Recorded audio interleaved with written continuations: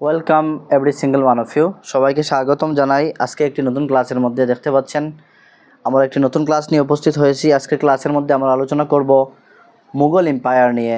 আমরা লাস্ট ক্লাসের মধ্যে আলোচনা করেছিলাম দিল্লি সুলতানাত নিয়ে। আমরা দেখেছিলাম দিল্লি সুলতানাতের শেষ রাজা অর্থাৎ মুঘলীয় হুকুমতের শেষ রাজা বললেন অথবা দিল্লি সুলতানাতের শেষ রাজা হচ্ছেন ইব্রাহিম লোদি। আমরা দেখেছিলাম আমরা দেখেছিলাম 1526-এ বাবর অ্যান্ড ইব্রাহিম লোদির মধ্যে জং হয়েছিল, যুদ্ধ হয়েছিল, যার মধ্যে ইব্রাহিম লোদি পরাজয় করেছিলেন এবং বাবর জয় হয়ে উনি দিল্লির মধ্যে মুঘল এম্পায়ার এস্টাবলিশ করেছিলেন। তো আজকে আমরা 1526 থেকে অর্থাৎ 1526 থেকে নিয়ে 1707 অবধি পর্যন্ত আমরা স্টাডি করব আজকে মুঘল এম্পায়ার নিয়ে। তো অনেকে বলবেন স্যার যে আমরা জানি ঔরঙ্গজেবের পরও অনেক মুঘল রাজা ছিলেন, যেমন বাহাদুর শাহ জফর 1, 2 এইভাবে ছিলেন, কিন্তু ওনারা ইন্ডিপেন্ডেন্ট মুঘলের রাজা ছিলেন না, যার ফলস্বরূপ ওনারা মডার্ন হিস্ট্রির মধ্যে চলে গিয়েছেন। আর তখনকার সময়ে ওনারা ইস্ট ইন্ডিয়া কোম্পানির আন্ডারে রাজা হয়েছিলেন। তাই আমরা ডাইরেক্টলি মুঘল এম্পায়ার আলোচনা করব 1526 থেকে নিয়ে আমাদের 1707 অবধি পর্যন্ত। আপনারা দেখতে পাচ্ছেন এই 6 জন রাজা, পাওয়ারফুল রাজা মুঘল এম্পায়ারের মধ্যে। আমরা বাবর থেকে নিয়ে হুমায়ুন, আকবর, জাহাঙ্গীর, শাহজাহান অ্যান্ড ঔরঙ্গজেব, এই 6 জন আজকে রাজা নিয়ে, মহারাজা নিয়ে আজকে আমাদের মুঘল এম্পায়ার নিয়ে আলোচনা করব। বিলকুল কনসেপচুয়াল আন্ডারস্ট্যান্ডিংয়ের সাথে সাথে আজকে আমাদের রিজিওনাল ভাষা, আমাদের মাতৃভাষা, সবার প্রিয় বাংলা ভাষায় আমরা কনসেপ্ট ক্লিয়ার করব। তো আপনারা দেখেছেন আমি গ্রুপের মধ্যে নোটিশ দিয়ে দিয়েছি, ডাইরেক্ট রিক্রুটমেন্টের এক্সামের যে অ্যাডমিট কার্ড ডাউনলোড করা হবে তার লিঙ্ক অলরেডি মেক করা হয়ে গিয়েছে। 2 সেপ্টেম্বর থেকে ওপেন হবে, আপনারা আপনাদের অ্যাডমিট কার্ড ডাউনলোড করবেন। তো এই জন্য বলছি, কেননা এক্সাম চলে এসেছে, বেশি দিন নেই। 15 সেপ্টেম্বরে কাদের এক্সাম রয়েছে তার নোটিশ আমি দিয়েছি গ্রুপের মধ্যে, দেখেছেন হোয়াটসঅ্যাপ গ্রুপে। তো আপনারা যাদের এক্সাম রয়েছে আপনারা প্রস্তুত হয়ে যান। আমরা ইন্ডিয়ান হিস্ট্রি শুরু করেছিলাম, আমাদের এনসিয়েন্টের থেকে ইন্দাস ভ্যালি দেখেছি যা এক্সামের মধ্যে আসে ইম্পর্টেন্ট টপিক। তারপরে আর্লি মেডিয়েবল দেখেছি, দিল্লি সুলতানাত দেখেছি। আজকে আমরা মুঘল সাম্রাজ্য বিলকুল কভার করব, কনসেপচুয়াল আন্ডারস্ট্যান্ডিংয়ের সাথে সাথে বুঝবো। তো আশা করি আপনারা সবাই ভালো আছেন, স্টাডি চলছে আর আপনাদের সঠিক মতো সিলেবাস কভার হচ্ছে। আর আশা করি আমাদের আরও 2-3 দিনের মধ্যে 30 তারিখের ভিতরে আমরা বিলকুল Indian history and polity cover করব। তারপর আর কয়েকটি ক্লাস হবে, তারপর আমাদের সম্পূর্ণ সিলেবাস কমপ্লিট হয়ে যাবে। তার আসাম হিস্ট্রি থেকে 1-2 দিন ক্লাস হলেই কমপ্লিট হয়ে যাবে। তো ব্যাকগ্রাউন্ড আজকে আমরা দেখি কি। তো দেখতে পাচ্ছেন মুঘল এম্পায়ার আরম্ভ হয় 1526 থেকে। 1526 থেকে মুঘল এম্পায়ার আরম্ভ হয়, আর আমরা দেখেছি 1707-এ অর্থাৎ 1707-এ গিয়ে শেষ হয়ে যায়। তো আমরা ব্যাকগ্রাউন্ড দেখি কি, বাবর এবং ইব্রাহিম লোদির মধ্যে জং হয়।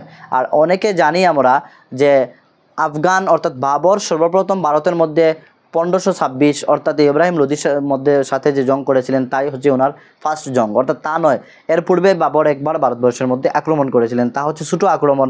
এই জন্য এই আক্রমণটি সবাই জানে না, উল্লেখ নেই এক্সামের মধ্যেও, শুধু এই 1526-কে ধরা হয়। তো আমরা দেখি ব্যাকগ্রাউন্ড কী রয়েছে।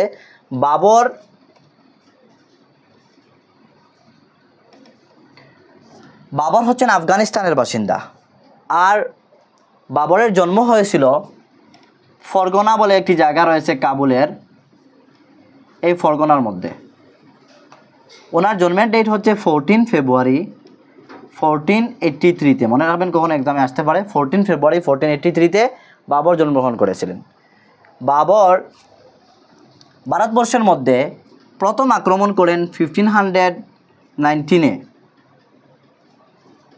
বেহরার মধ্যে আক্রমণ করেন। এই আক্রমণটি সবাই জানে না, কিন্তু এই আক্রমণটি সবাই জানে না, এই জন্য এই আক্রমণটি সবার কাউন্টিংয়ের মধ্যে আসে না, সবাই জানে না, এক্সামের মধ্যেও আসে না। তো আমরা দেখব যে বাবর প্রথম যে আক্রমণ করেছিলেন তা হচ্ছে বেহরার মধ্যে 1519-এ আক্রমণ করেছিলেন, কিন্তু তা সবাই জানে না, এক্সামের মধ্যেও আসে না। কখনো আসতে পারে, তাই আমি পয়েন্টটি আপনাদেরকে দিয়ে দিলাম।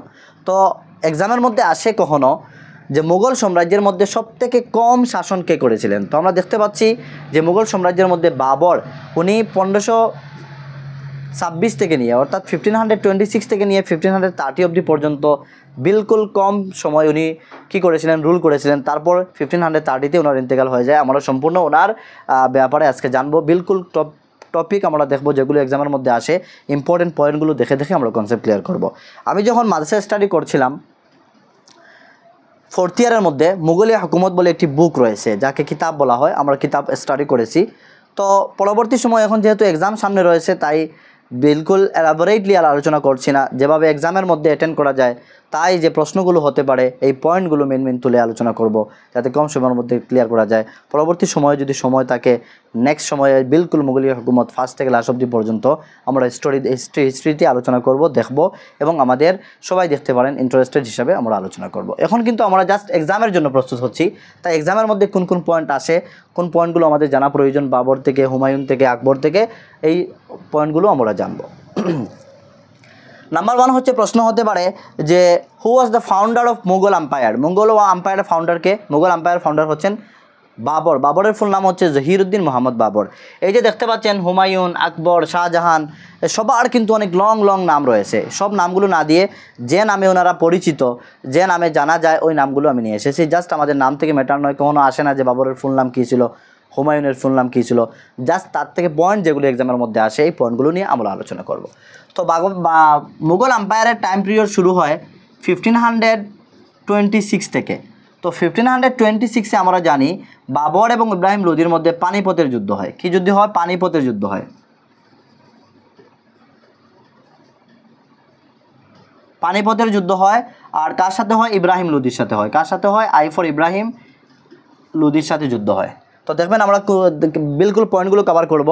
তারপর বাবর আবারও ওনার যে যখন সাম্রাজ্য স্থাপন করেন, সাম্রাজ্য স্থাপন করার পর ওনার সম্মুখে অনেকটা চ্যালেঞ্জ চলে আসে। ভালো করে কথাগুলো মনে রাখবেন, যাতে এক্সামের জন্য আমি মেন কোডগুলো তুলে ধরছি। যখন উনি কী করেন, মুঘল এম্পায়ার দিল্লির মধ্যে খাড়া করেন। এর পূর্বে কিন্তু দিল্লি সুলতানাত ছিল। ইব্রাহিম লোদিকে পরাজয় করে উনি মুঘল এম্পায়ার খাড়া করেন। তো দিল্লি সুলতানাত ছিল, তা নয় যে দিল্লির মধ্যে যে দিল্লি সুলতানাত পুরা ভারতবর্ষ বা পুরা হিন্দুস্তানকে পুরা রুল করছিল, তা নয়। অর্থাৎ তখন আমরা দেখেছিলাম সাউথ ইন্ডিয়ার দিকে বিজয়নগর এম্পায়ার গড়ে উঠেছিল, আরও বিভিন্ন প্রভিন্স ছিল, বিভিন্ন আরও রাজা মহারাজারা ছিলেন। তাই যে বাবর শুধু একা যে দিল্লিতে শাসন করছেন তা নয়, সবার চোখ ছিল দিল্লির দিকে, যে দিল্লির মধ্যে সবাই শাসন করবে।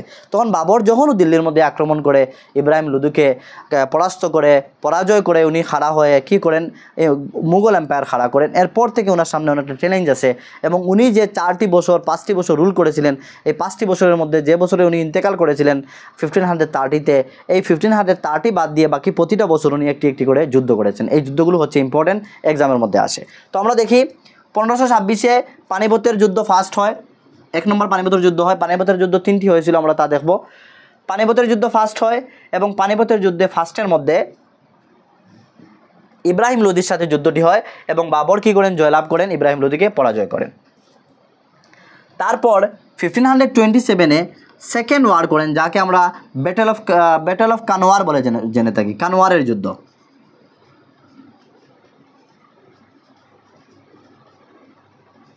কানওয়ারের যুদ্ধ বলে আমরা সবাই জানি। কানওয়ারের যুদ্ধ বলে আমরা সবাই জানি। তা হয়েছিল কি? রানা সাঙ্গার সাথে হয়েছিল। নোটস তৈরি করবেন আপনারা। রানা সাঙ্গার সাথে হয়েছিল। তো ফার্স্ট যুদ্ধ 1526-এ হয়েছিল, পানিপথের যুদ্ধ তাকে বলা হয়, এবং তা হয়েছিল ইব্রাহিম লোদির সাথে। সেকেন্ড যুদ্ধ বাবর করেছিলেন 1527-এ, তাকে আমরা কানওয়ারের যুদ্ধ বলে জানি, ব্যাটেল অফ কানওয়ার বলে জানি। তা হয়েছিল রানা সঙ্গের সাথে। আর তার যুদ্ধ উনি করেছিলেন 1528-এ, তা হয়েছিল চান্দেরি, ব্যাটেল অফ চান্দেরি।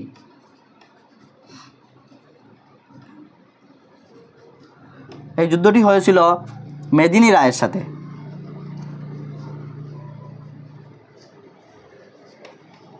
মেদিনী রায়ের সাথে। আর শেষ ওনার জীবনের যুদ্ধ হয়েছিল 1529-এ।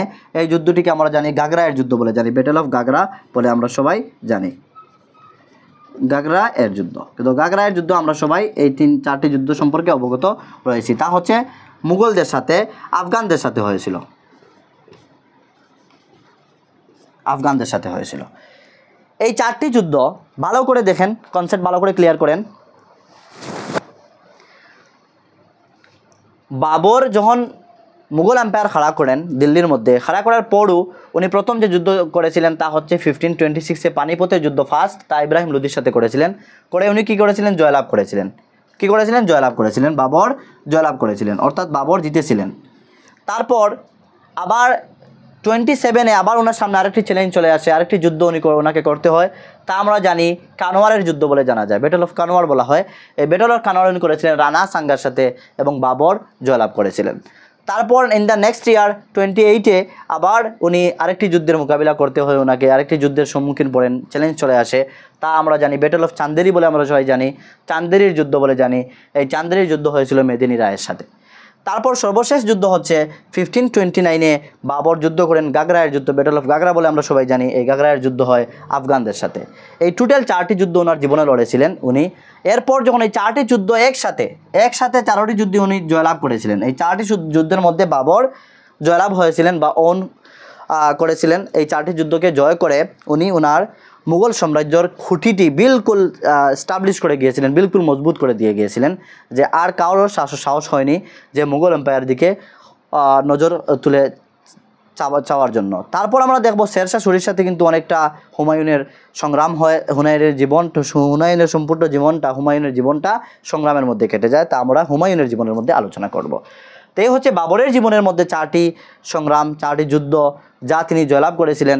এবং যখন এই 4টি যুদ্ধ কমপ্লিট হয়ে যায় 1530-তে বাবর মৃত্যুবরণ করেন, বাবরের ডেথ হয়ে যায়। বাবরের কি হয়? ডেথ হয়ে যায় বাবরের। যখন বাবরের ডেথ হয়ে যায়, ডেথ হওয়ার পর তখন বাবরের 4 জন ছেলে ছিলেন। ভালো করে আমার কথাগুলো বুঝবেন, আমি ব্যাকগ্রাউন্ডগুলো তৈরি করে আপনাদের যাতে কনসেপ্ট ক্লিয়ার হয়। আর গল্প যেভাবে বলছি, গল্পের মতো করে আমি চেষ্টা করি আপনাদের সামনে উপস্থাপন করার জন্য। আর যদি আপনারা গল্পর মতো করে হিস্ট্রি শুনেন বা পড়েন, তখন আপনাদের মাইন্ড থেকে চলে যাবে না, মাইন্ডের মধ্যে বিলকুল বসে যাবে। আর যদি আপনাদেরকে আমি পয়েন্টগুলো একবারে সিকুয়েন্টালি না দিয়ে উল্টো পাল্টো করে দিয়ে দিই, তারপরে কোনো লিঙ্কেজ না থাকে, তাহলে আপনার কনফিউজ ক্রিয়েট হবে, জীবনে হিস্ট্রি শিখতে পারবেন না, শুধু টাফ ফিল হবে, বলবেন এই হিস্ট্রির সনগুলো মনে রাখা যায় না। আমি যেভাবে আপনাদেরকে বলে দিচ্ছি আপনাদের তেমনিভাবে মনে থাকবে যদি আপনারা গল্পের আকারে শেখেন। তো দেখেন সিরিয়াল ওয়াইজ আমি সবগুলো ওয়ার দিয়ে দিলাম। আর বাবরের প্রথম অ্যাটাক হয়েছিল 1590-তে বেহরার মধ্যে, আর তারপর আমরা দেখেছি এই সবগুলো। বাবর যখন মৃত্যুবরণ করেন 1530-তে, মৃত্যুবরণ করার পর ওনার 4 জন ছেলে ছিল। নাম্বার 1 হচ্ছে হুমায়ুন,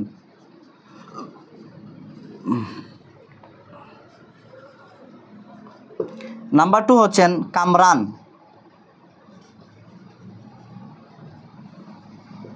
নাম্বার 3 হচ্ছেন হিন্দাল, আর নাম্বার 4 হচ্ছেন আসকেরি। এই 4 জন ছেলে ছিলেন বাবরের। তো দেখতে পাচ্ছেন আমি যেহেতু সিকোয়েন্স অনুসারে লিখেছি, তো নাম্বার 1 হচ্ছেন কি? হুমায়ুন। তো আমরা জানি রাজার যিনি বড় ছেলে হন উনি রাজা হয়ে যান। তো যখন 1530-তে আকবরের ডেথ হয়ে যায়, বাবরের ডেথ হয়ে যায়, তখন বাবরের ডেথ হওয়ার পর বাবরের ছেলে হুমায়ুন উনি রাজার দায়িত্ব ওনার হাতে চলে আসে, অর্থাৎ উনি রাজা হয়ে যান। তো এরপর আমরা হুমায়ুনের জীবনী দেখব। তার পূর্বে বাবর থেকে আরও কয়েকটি পয়েন্ট তৈরি হয়, তা আমরা দেখি কী কী পয়েন্ট তৈরি হতে পারে। নাম্বার 1 হচ্ছে মুঘল সাম্রাজ্যের মধ্যে সবথেকে কম সময় পিরিয়ড কোন রাজা রাজত্ব করেছিলেন? তিনি হচ্ছেন Babur. Who was the founder of Mughal empire? তিনি হচ্ছেন বাবর। তারপরে এই যুদ্ধগুলোর নাম দিয়ে যদি বলে, কানওয়ারের যুদ্ধ কে করেছিলেন? বাবর করেছিলেন। কত সনে করেছিলেন? যে 1527-এ করেছিলেন। কার সাথে করেছিলেন? তা আমরা জানি রানা সাঙ্গার সাথে করেছিলেন। এইভাবে প্রশ্ন আসতে পারে। তো একসাথে আমি নোটসগুলো দিয়ে দিয়েছি, আপনারা নোটস করবেন। তারপর নেক্সট আমাদের কয়েকটি পয়েন্ট জানতে হবে। বাবর উনি একজন শিক্ষিত রাজা ছিলেন। দেখবেন আকবর কিন্তু শিক্ষিত ছিলেন না। আকবরের যখন আসবো আমরা আকবর থেকে আলোচনা করব। তো বাবরের উনি ওনার নিজের জীবনী নিজে লিখেছিলেন। আমরা জানি নিজের জীবনী যদি নিজে লেখা হয় তাকে আত্মজীবনী বলা হয়। আমরা ইংলিশে তাকে কি বলি? অটোবায়োগ্রাফি বলি। তো এই অটোবায়োগ্রাফি উনি লিখেছিলেন আরবি ভাষায়। অটোবায়োগ্রাফি কোন ভাষায় লিখেছিলেন? আরবি ভাষায়। এক্সামে প্রশ্ন তৈরি হতে পারে, কীভাবে তৈরি হতে পারে তা বলে দিচ্ছি। তো আরবি ভাষায় উনি ওনার অটোবায়োগ্রাফি লিখেছিলেন, যা এই বায়োগ্রাফিটির নাম ছিল বাবরনামা। বায়োগ্রাফিটির নাম কী ছিল? বাবরনামা। মনে রাখবেন,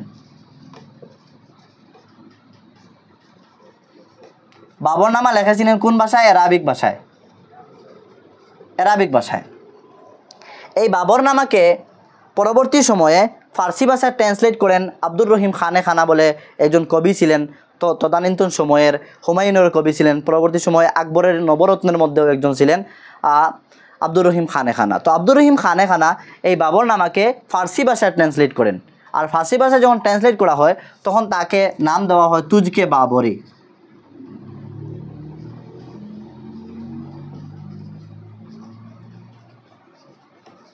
তাকে নাম দেওয়া হয় তুজকে বাবরি।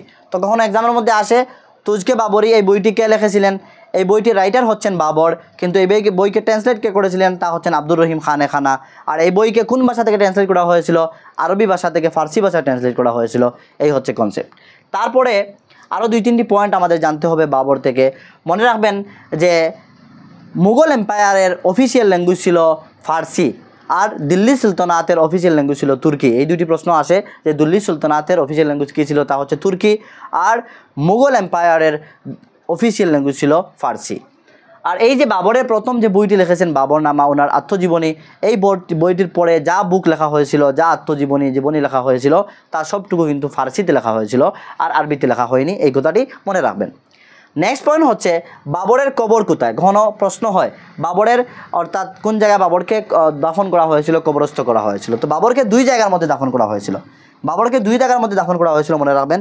যদি বলে ভারতবর্ষের মধ্যে বাবরকে কোন জায়গার মধ্যে দাফন করা হয়েছে, তা হচ্ছে আমরা জানি ভারতবর্ষের ওনাকে আরামবাগের মধ্যে, অর্থাৎ আগ্রার আরামবাগের মধ্যে, এই জায়গার মধ্যে ওনাকে দাফন করা হয়। আর যেহেতু উনি আফগানিস্তানের কাবুল থেকে বিলং করতেন, তাই ওনার যে আত্মীয় স্বজন ছিলেন ওনার সব কাবুলের মধ্যে, আফগানিস্তানের মধ্যে ছিলেন।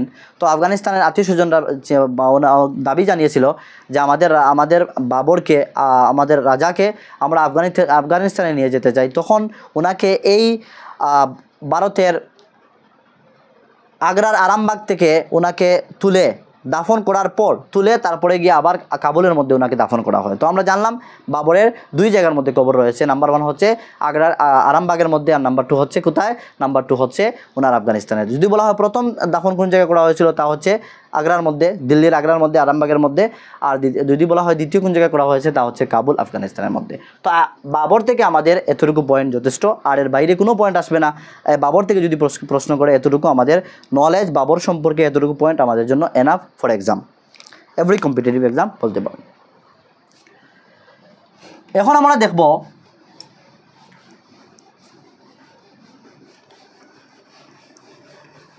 যখন বাবর ইন্তেকাল করেন, বাবর যখন ইন্তেকাল করেন 1530-তে, তখন বাবরের বড় ছেলে হুমায়ুন, কামরান, হিন্দাল, আসকারি, তো সব থেকে বড় হচ্ছেন হুমায়ুনের সাথে রাজ্যের বার চলে আসে, অর্থাৎ উনি রাজা হয়ে যান। উনি যখন রাজা হন, ওনার স্ত্রী ছিলেন হামিদা বানু। মনে রাখবেন হুমায়ুনের স্ত্রী ছিলেন হামিদা বানু।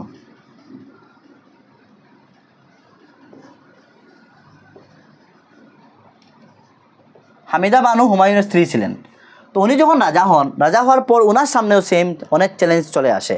নাম্বার 1 চ্যালেঞ্জ কি, 1531-এ ওনার সামনে একটি যুদ্ধ চলে আসে, যে যুদ্ধকে দেবরায়ের যুদ্ধ বলা হয়। ব্যাটল অফ দেবরায়ের যুদ্ধ হয়। এই দেবরায়ের যুদ্ধ কার সাথে হয়, শের শাহ সুরির সাথে হয়।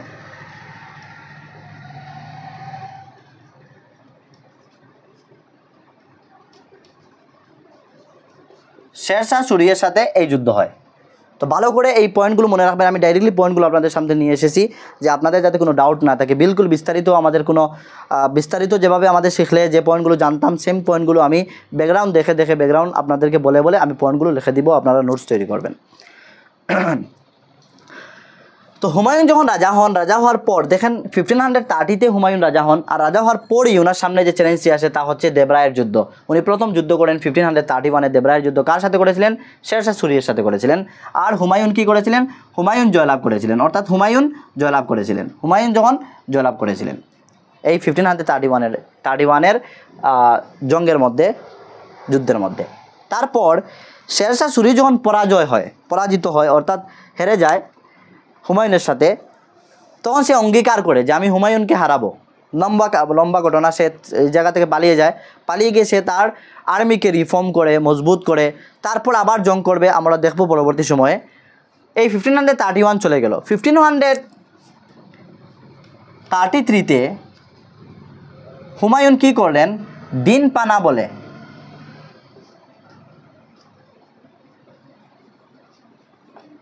দিনপানা নামর একটি শহর স্থাপন করলেন। ভালো করে মনে করবেন, দিনপানা নামর একটি শহর স্থাপন করলেন দিনপানা নামের। কত সনে করেছিলেন, 1533-তে। 1533-তে দিনপানা নামক শহরটি স্থাপন করলেন।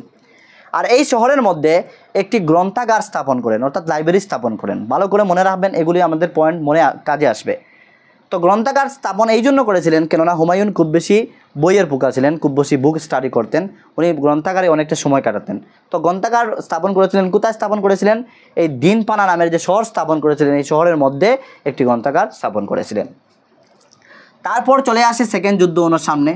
ওনার সেকেন্ড যুদ্ধ হয় শেরশাহ সুরির সাথে 1539-এ। 1539-এ আমরা সবাই জানি ব্যাটেল অফ চৌসা হয়েছিল। ব্যাটেল অফ চৌসা যাকে আমরা জানি, চৌসায়ের যুদ্ধ। তো ব্যাটেল অফ চৌসা হয়েছিল, চৌসায়ের যুদ্ধ হয়েছিল কার সাথে হয়েছিল? সেম শেরশাহ সুরির সাথে হয়েছিল।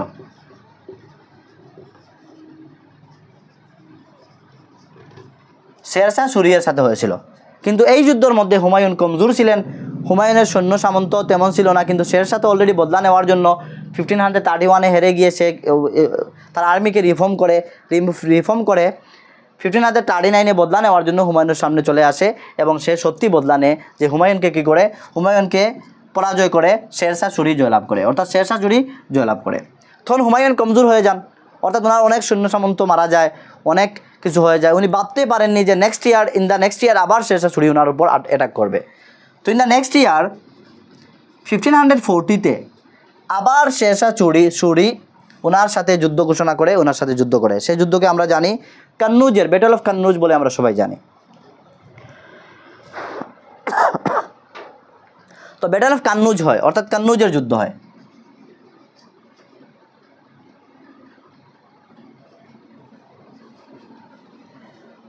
কান্নুজের যুদ্ধ হয় আবার সেম শেরশাহ সুরির সাথে।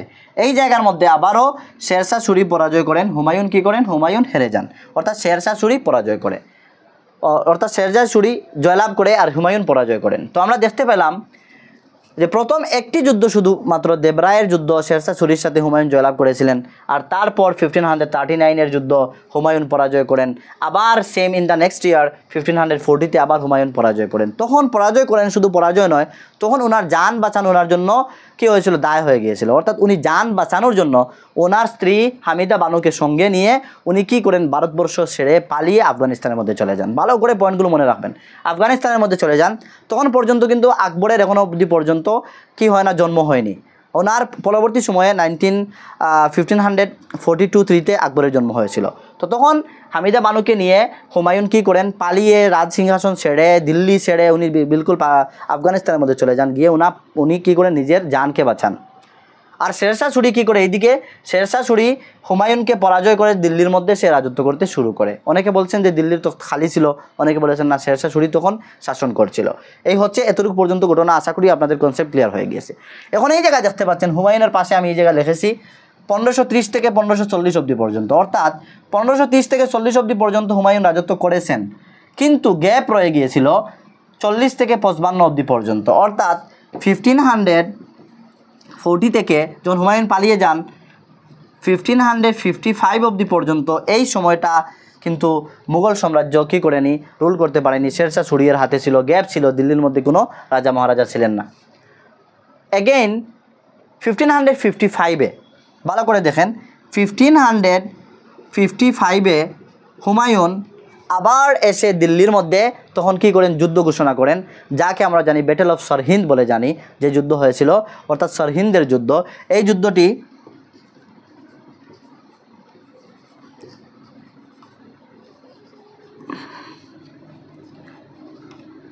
এই যুদ্ধটি হয়েছিল সিকন্দর শাহ সুরিয়ের সাথে, অর্থাৎ শেরশাহ সুরিয়ের ছেলে সিকন্দর শাহ সুরিয়ের সাথে হয়েছিল। Sikandar Shah, SI for Sikandar, S for Shah, S for Suri, Sikandar Shah সুরিয়ের সাথে হয়েছিল। 1555-এ হুমায়ুন আফগান থেকে ওনার ভাই কামরান, হিন্দা, লস্করি তাদের সাহায্য নিয়ে ওনার আর্মিকে রিফর্ম করে শক্তিশালী হয়ে উনি ভারতের মধ্যে আবার আক্রমণ করেন।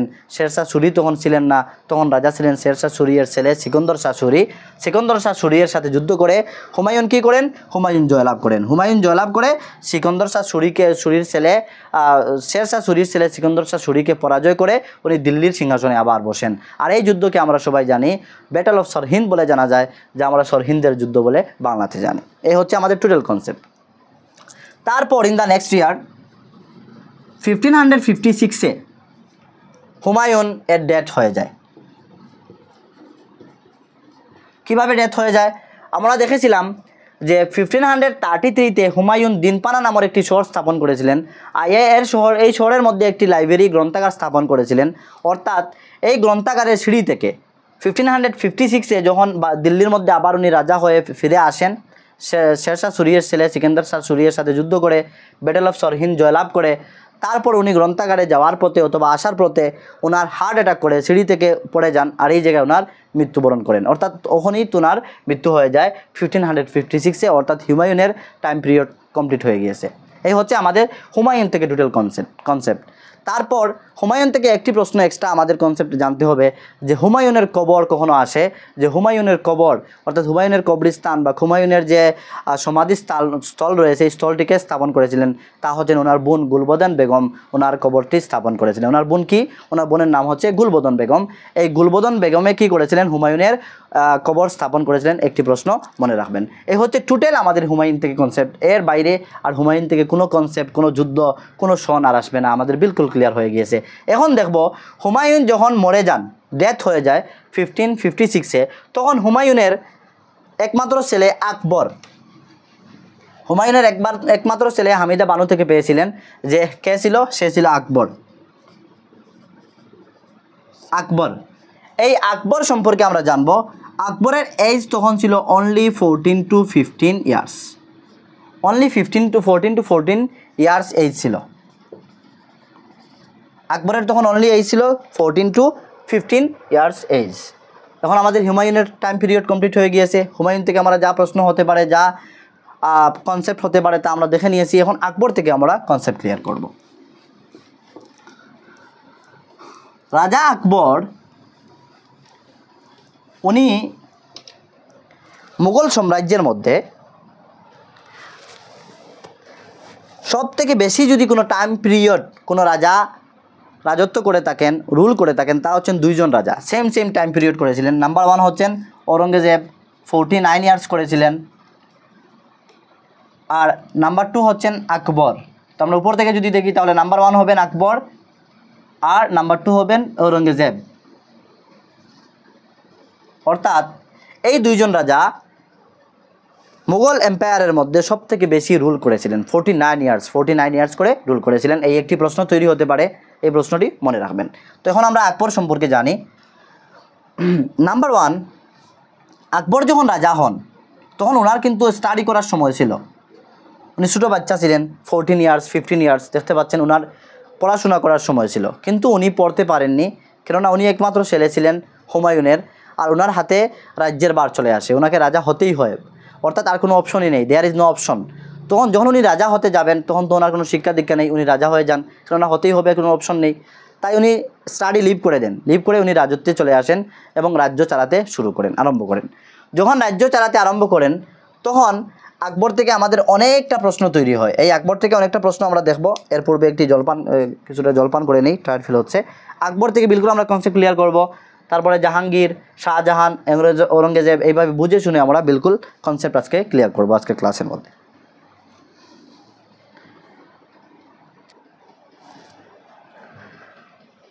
আপনারা দেখতে পাচ্ছেন আমি লাস্ট হুমায়ুন পর্যন্ত আলোচনা করেছিলাম।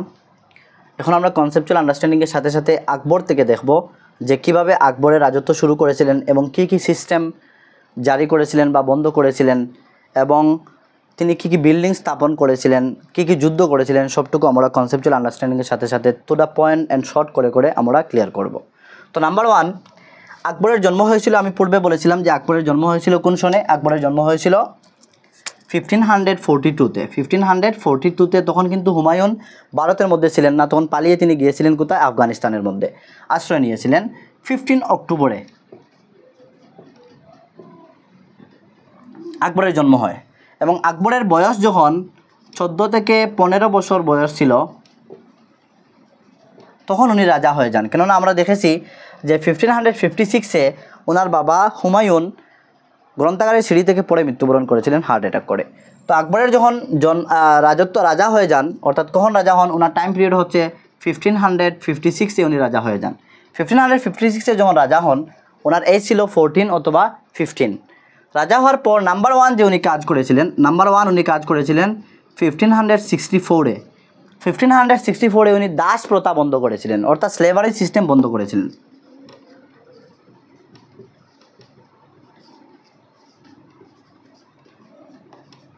দাস প্রথা বন্ধ করেছিলেন, অর্থাৎ দাস প্রথাকে উনি বন্ধ করেছিলেন 1564-এ। তারপরে নাম্বার 2 যে উনি কাজ করেছিলেন, নাম্বার 2 হচ্ছে 1771-এ উনি ফতেহপুর সিকরি, আমরা জানি আকবর স্থাপন করেছিলেন। ফতেহপুর সিকরি কী করেন, উনি স্থাপন করেন ফতেহপুর সিকরি।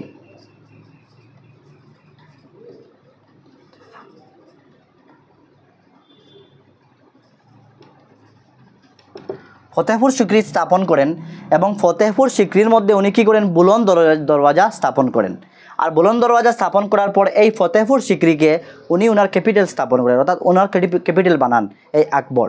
তারপর হচ্ছে নাম্বার 3 যে উনি কাজ করেছিলেন তা হচ্ছে 1773-তে উনি গুজরাট জয়লাভ করেন, অর্থাৎ গুজরাটের মধ্যে আক্রমণ করে গুজরাটের রাজার সাথে যুদ্ধ করে উনি জয়লাভ করেন, গুজরাট জয়লাভ করেন। তারপর 1775-এ উনি এবাদত খানা বলে একটি গড়, অর্থাৎ একটি বিল্ডিং বলেন, এবাদত খানা স্থাপন করেন, যে জায়গার মধ্যে শুধু এবাদত করার জন্য স্থাপন করা হয়েছিল, যে জায়গার মধ্যে শুধুমাত্র পুরুষরা গিয়ে এবাদত করতে পারবো বলে এবাদত খানা স্থাপন করেন।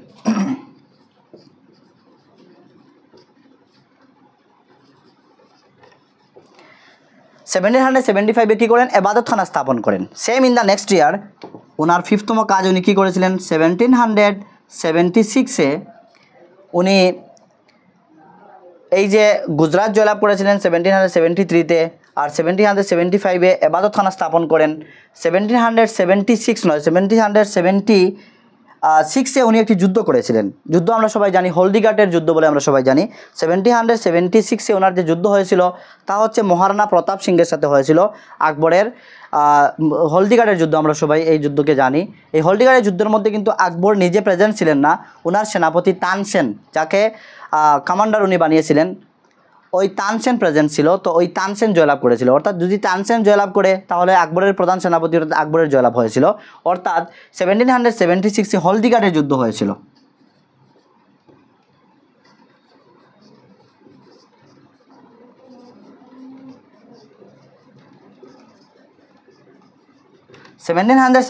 কী হয়েছিল, হলদিঘাটের যুদ্ধ হয়েছিল। তারপর ওনার 6th-তম কাজ উনি কী করেছিলেন, 1778-এ উনি ওই যে এবাদতখানা স্থাপন করেছিলেন তা মুক্ত করে দিয়েছিলেন, সবার জন্য মুক্ত করে দিয়েছিলেন, যে এই জায়গার মধ্যে যে কোনো ধর্মাবলম্বী মানুষ যেতে পারবে, এবাদত করতে পারবে, স্ত্রী পুরুষ সবাই যেতে পারবে। আর যখন তিনি মুক্ত করে দিয়েছিলেন তখন এবাদতখানার নাম দেওয়া হয়েছিল পার্লামেন্ট অফ রিলিজিয়ান। কখন এক্সামের মধ্যে আসে যে পার্লামেন্ট অফ রিলিজিয়ানকে স্থাপন করেছিলেন, কখন স্থাপন করা হয়েছিল, এই এবাদতখানাকে যখন মুক্ত করে দেওয়া হয় সবার জন্য আকবরের দ্বারা, তখন 1500 নট 1700, সরি 1500 হবে, 1700 কেন হবে, আমি বাই মিস্টেকলি 1700 লেখা নিয়েছি। 1578-এ উনি কী করেছেন, 1578-এ এই এবাদতখানাকে যখন মুক্ত করে দিলেন তখন তার নাম দেওয়া হয়েছিল parliament of religion. Parliament of religion, এই কথাটি মনে রাখবেন। তারপর ওনার কাজ কি, তারপর উনি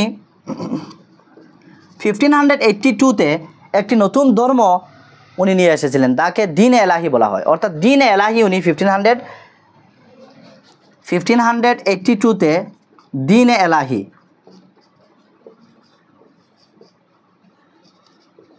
দিন-এ এলাহি স্থাপন করেন, একটি নতুন দিন নিয়ে এসেছিলেন। এই জন্য ওনাকে বলা হয় যে উনি ইসলাম বিদ্বেষী ছিলেন, নতুন একটি দিন স্থাপন করেছিলেন। এই দিনকে কেউ অ্যাকসেপ্ট করেনি এক্সেপ্ট একজন পার্সন ছাড়া আর কেউ এই দিনকে অ্যাকসেপ্ট করেনি। এই পার্সন হচ্ছেন ওনার অ্যাডভাইসার, ওনার নবরত্ন থেকে একজন রত্ন, যে হচ্ছে বীরবল। বীরবলের অরিজিনাল নাম আমরা সবাই জানি, বীরবলের অরিজিনাল নাম হচ্ছে মহেশ দাস। তো এই হচ্ছে ওনার কাজ। তারপর 1500 তো শেষ হয়ে গেল, তারপরে 1601-এ আরেকটি যুদ্ধ করেছিলেন, আর এই যুদ্ধ হচ্ছে ওনার জীবনের শেষ যুদ্ধ। বলেন তো কোন যুদ্ধ হয়েছিল?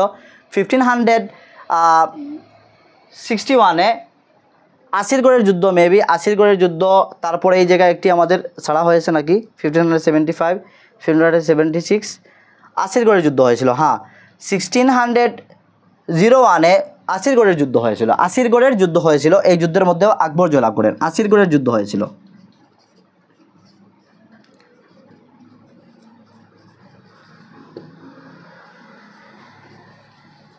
আসিরগড়ের যুদ্ধ হয়েছিল 1601-এ, অর্থাৎ 1601 সালে ওনার জীবনের শেষ যুদ্ধ উনি করেছিলেন, আর ওনার মৃত্যু হয়েছিল 1605 সালে, আপনারা দেখতে পাচ্ছেন। আর 1601 সালে উনি ওনার জীবনের শেষ যুদ্ধ করেছিলেন, যাকে আসিরগড়ের যুদ্ধ বলে জানা যায়। এই যুদ্ধ উনি জয়লাভ করেছিলেন। এই হচ্ছে ওনার জীবনের কাজগুলি। তারপরে আরও দুইটি কনসেপ্ট আমাদের জানতে হবে। উনি তুলাদান সিস্টেম চালু করেছিলেন। তুলাদান সিস্টেম কী সিস্টেম? উনি একটি তুলাদান সিস্টেম,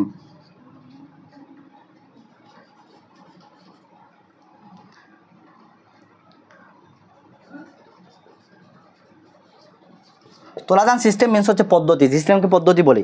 তো তুলাদান সিস্টেম জারি করেছিলেন। আর আরেকটি উনি সিস্টেম জারি করেছিলেন, তা হচ্ছে মনসব পদ্ধতি। মনসব পদ্ধতি বা সিস্টেম বলতে পারেন। তুলাদান সিস্টেম কি আর মনসব সিস্টেম কি, তা আমরা পরবর্তী সময়ে দেখব যে ঔরঙ্গজেব এই তুলাদান সিস্টেমকে বন্ধ করেছিলেন। মনসব সিস্টেম হচ্ছে যে উনি কি করবেন, 10 ইয়ার্স পর পর রিফর্ম করবেন, সবটুকুকে ডেভেলপ করবেন, আর যাদের স্যালারি রয়েছে তাদের স্যালারি ডবল করে দেবেন, এবং যারা ভালো কাজ করবে তাদের কি করবেন, তাদের প্রমোশন করবেন। অর্থাৎ প্রমোশন করার একটি সিস্টেম, তাকে মনসব সিস্টেম বলে জারি করেছিলেন আকবর।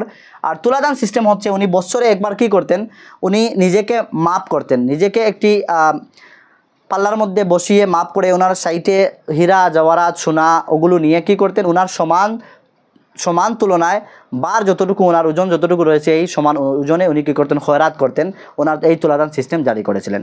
এই হচ্ছে আকবরের জীবন থেকে আমরা অনেকটা সিস্টেম দেখলাম, অনেকটা যুদ্ধ দেখলাম, এবং অনেকটা কাজগুলো আমরা দেখলাম। তারপরে আকবরের জীবন থেকে যেহেতু অনেক লং একটি টাইম পিরিয়ড, যেমন 49 ইয়ার্সের টাইম পিরিয়ড রয়েছে, তারও অনেক কাজ করেছেন নিশ্চয়। এই কাজগুলো আমরা দেখি আর কী কী কাজ রয়েছে। আরও রয়েছে যেমন ওনার নবরত্ন আমাদেরকে জানতে হবে। ওনার পার্লামেন্টের মধ্যে, ওনার মন্ত্রিসভার মধ্যে উনি 9 জন ব্যক্তিকে একবারে মন্ত্রিসভার সবথেকে উচ্চ স্তরের মধ্যে জায়গা দিয়েছিলেন, যাকে নবরত্ন বলে আমরা জানি, ইংলিশে যাকে 9 জুয়েলস বলা হয়। এই 9 জুয়েলস কে আমরা দেখি, 9 জুয়েলস কী কী, কার নাম কি রয়েছে, আমরা তা 9 জুয়েলস দেখব। 9 জুয়েলস থেকে প্রশ্ন তৈরি হতে পারে। নাম্বার 1 হচ্ছে বীরবল।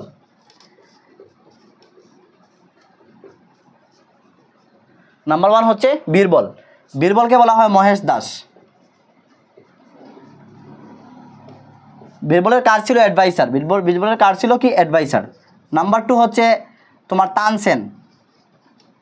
তানসেনের পূর্বে রয়েছে মানসিংহ। তা হচ্ছে কমান্ডার, অর্থাৎ ওনার সবথেকে বড় যে পদ রয়েছে সেনাপ্রধান, এই সেনাপ্রধান হচ্ছে মানসেন।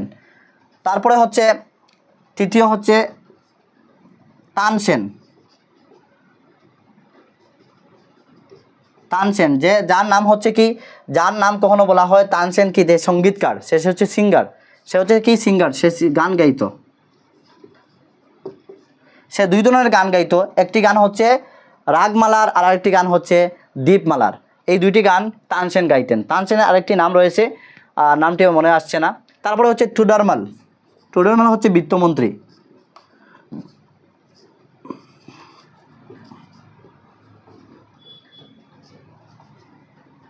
টুডারমাল তিনি হচ্ছেন কি, বিত্তমন্ত্রী, অর্থাৎ তিনি কি finance minister. F for finance, M for minister. তারপর হচ্ছে ওনার কবি থেকে যেমন আব্দুর রহিম খানে খানা। তারপরে আরেকজন রয়েছেন কবি যেমন আবুল ফজল।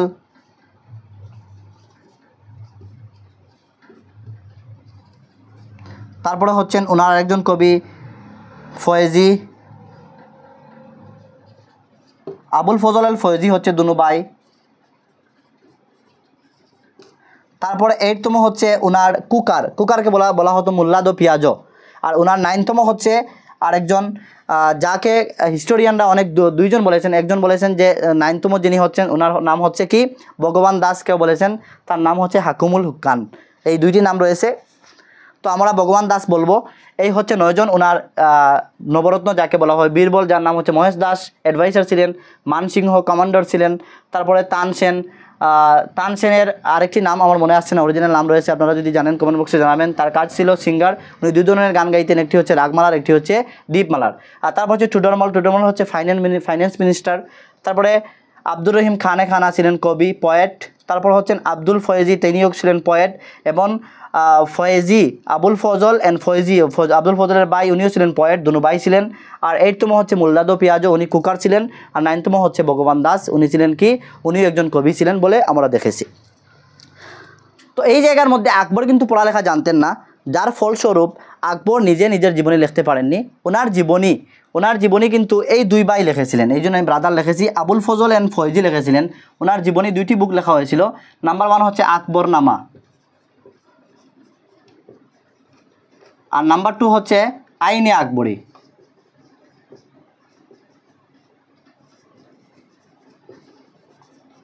আইনে আকবরী, এই দুটি বুক, এই দুটি ওনার জীবনী, বায়োগ্রাফি, আত্মবায়োগ্রাফি নয়, বায়োগ্রাফি, এই দুটি বুক লিখেছিলেন কে, একজন হচ্ছেন কি ফয়েজি আর আবুল ফজল, দুই ভাই মিলে লিখেছিলেন, অর্থাৎ আকবরনামা আর আইনে আকবরী, এই দুটি বুক ওনার জীবনী লিখেছিলেন। তারপরে আকবরের বিল্ডিং থেকে যদি আমরা দেখি, আকবরের কবর হচ্ছে কি, আকবরের কবর রয়েছে, আমরা দেখেছিলাম যে সিকান্দারার মধ্যে আকবরের কবর রয়েছে, মনে রাখবেন। এখন টাইম শর্ট হয়ে গিয়েছে তাই আমার একটু জলদি করা হচ্ছে। সিকান্দারার মধ্যে আকবরের কবর রয়েছে। অ্যান্ড আকবরের যদি আমরা বিল্ডিং থেকে কনস্ট্রাকশন দেখি, আকবরের 5টি বিল্ডিং তৈরি করেছিলেন, তা আপনারা লিখে নেবেন, আমি 1 মিনিটের মধ্যে বলে দিচ্ছি।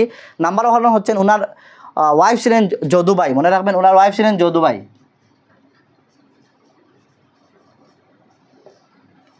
যদুবাই ছিলেন ওনার ওয়াইফ। এই যদুবাইয়ের শরণার্থে উনি যদুবাই মহল একটি স্থাপন করেছিলেন, একটি বিল্ডিং। তারপরে সেম যদুবাই শরণার্থে উনি শীষ মহল স্থাপন করেছিলেন, 2টি বিল্ডিং। তারপরে আমরা দেখেছি ফতেহপুর সিকরি স্থাপন করেছিলেন 1571-এ, 3টি বিল্ডিং। তারপরে উনি স্থাপন করেছিলেন আগ্রা ফোর্ট, 4টি বিল্ডিং। এরপরে উনি স্থাপন করেছিলেন এলাহাবাদ ফোর্ট, এই 5টি বিল্ডিং আকবর স্থাপন করেছিলেন ওনার জীবনের মধ্যে। এই হচ্ছে আকবরের বিল্ডিং, আকবরের জীবনী, আকবরের total A to Z concept আমরা দেখেছি। ওনার জন্ম থেকে নিয়ে ওনার রুলিং সিস্টেম, ওনার রুলস সবটুকু আমরা দেখে লাস্ট অবধি পর্যন্ত আমরা দেখেছি। আজকে এতটুকু পর্যন্ত আমরা দেখি, তারপর আমরা নেক্সট সেশনের মধ্যে নিয়ে আসবো জাহাঙ্গীর, শাহজাহান, ঔরঙ্গজেব নিয়ে আলোচনা করব।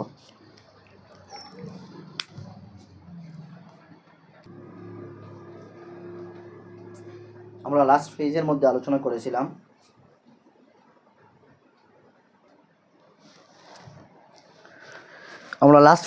দেখেছিলাম আকবরের নবরত্ন সম্পর্কে, যে আকবরের সভাসদের মধ্যে, মন্ত্রিসভার মধ্যে 9 জন ব্যক্তিত্ব থাকতেন। এই ব্যক্তিকে উনি ওনার রাজপ্রাসাদের মধ্যে উচ্চ সম্মান দিয়ে রেখেছিলেন, এবং যাকে আমরা নবরত্ন বলে থাকি।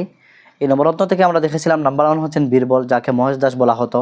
তারপর আমরা দেখেছিলাম যে ওনার প্রধান সেনাপতি, যাকে আমরা দেখেছিলাম মান সিংহ। এরপরে ওনার ফাইন্যান্স মিনিস্টার হচ্ছে, তারপরে এইভাবে আমরা দেখেছিলাম নবরত্ন, আমরা দেখেছিলাম সম্পূর্ণ। তারপরে ওনার যে সঙ্গীতকার ছিল তানসেন ছিল, এইভাবে টুডরমেল ছিল, এইভাবে আমরা দেখেছিলাম।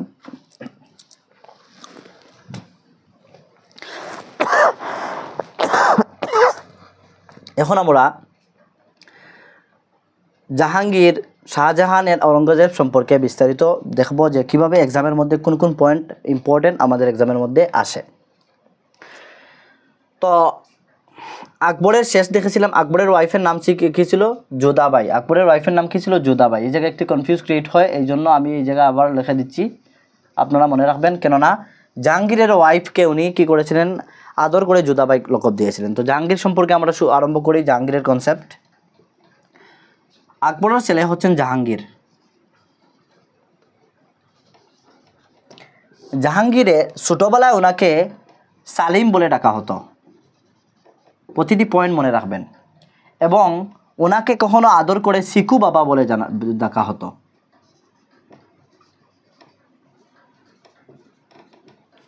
তো ছোটোবেলায় জাহাঙ্গীরের নাম কী ছিল, সালিম ছিল, এক্সামের মধ্যে কখনো আসে। আর ওনাকে কি আদর করে কি নাম বলে ডাকা হতো, সিকু বাবা বলে ডাকা হতো। যখন উনি বড় হলেন তখন ওনাকে জাহাঙ্গীর এই উপাধিটি দেওয়া হলো। কী দেওয়া হলো, জাহাঙ্গীর উপাধিটি দেওয়া হলো। এবং জাহাঙ্গীর উপাধির অর্থ হচ্ছে সর্ববিশ্ব বিজয়তা। জাহাঙ্গীর এই শব্দটির, এই নামটির অর্থ হচ্ছে বিশ্ব বিজয়তা। জাহাঙ্গীর উনি 3টি শাদী করেছিলেন। 3টি শাদী করেছিলেন। জাহাঙ্গীর থেকে আমাদের এই প্রশ্নগুলো আসে। নাম্বার 1 হচ্ছে উনি মান বাইয়ের সাথে শাদী করেছিলেন, মান বাই। নাম্বার 2 হচ্ছে জগৎ গোসাই।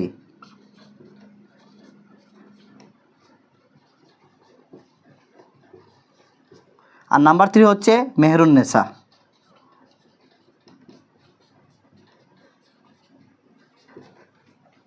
এই মান বাই, তারপরে জগৎ গোসাই, তারপরে মেহরুন্নেসা। এই জগৎ গোসাইকে উনি আদর করে জুদাবাই ডাকতেন। জুদাবাই লকব দিয়েছিলেন, টাইটেল দিয়েছিলেন জুদাবাই। তো এই জন্য কনফিউজ ক্রিয়েট হয়। কখনো বলতে পারেন যে জুদাবাই কার উপাধি ছিল, আপনারা বলবেন আকবরের ওয়াইফ হতে পারে। না, আকবরের ওয়াইফ কিন্তু জাহাঙ্গীরের মা। জাহাঙ্গীরের মাও কিন্তু জুদাবাই নাম ছিল, অরিজিনাল নাম। আর জাহাঙ্গীর ওনার স্ত্রী এই জগৎ গোসাইকে আদর করে জুদাবাই ডাকতেন। অর্থাৎ উনি কী করতেন, উনি অনেক আদর করতেন, প্রেম স্নেহ করতেন, ভালোবাসতেন, যার ফলস্বরূপ উনি একটি টাইটেল দিয়েছিলেন জুদাবাই। যেমন আমরা অনেক আদর করে অনেক কিছু ডাকে থাকি প্রেজেন্ট সময়ে, এইভাবেই উনি ডাকতেন। এবং মেহরুন্নেসাকে উনি আদর করে নূরজাহান ডাকতেন, মনে রাখবেন।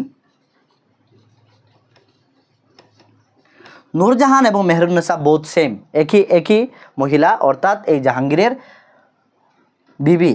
তো আমরা দেখলাম 3টি শাদী উনি করেছেন। তারপর জাহাঙ্গীর থেকে আমাদের কনসেপ্ট রয়েছে, জাহাঙ্গীরকে ন্যায়ের রাজা বলা হতো।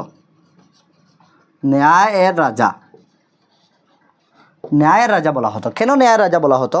আর জাহাঙ্গীর একমাত্র রাজা ছিলেন যিনি ওনার রাজপ্রাসাদের মধ্যে একটি চেইন লাগিয়েছিলেন। 30 গজ লং একটি চেইন লাগিয়েছিলেন। 30 গজ লং একটি চেইন লাগিয়েছিলেন, যে চেইনটি এই জন্য লাগানো হয়েছিল যে প্রজা যারা ছিল, প্রজারা যাতে ওনার সাথে দেখা করতে পারে। যার কোনো সমস্যা থাকতো, কোনো আবদার থাকতো, কোনো কিছু কমপ্লেন করার হতো, তখন কি করতো, ওই চেইন দিয়ে টান দিত, তখন সঙ্গে সঙ্গে ওই ব্যক্তিকে রাজার সামনে উপস্থাপন করা হতো এবং রাজার সাথে ডাইরেক্টলি কন্ট্রোভার্সি অর্থাৎ কনভার্স করতে পারতো, ক্রস এক্সামিন করতে পারতো, তার কথাগুলো, তার অসুবিধাগুলো তুলে ধরতে পারতো। এই জন্য ওনাকে ন্যায়ের রাজা বলা হতো।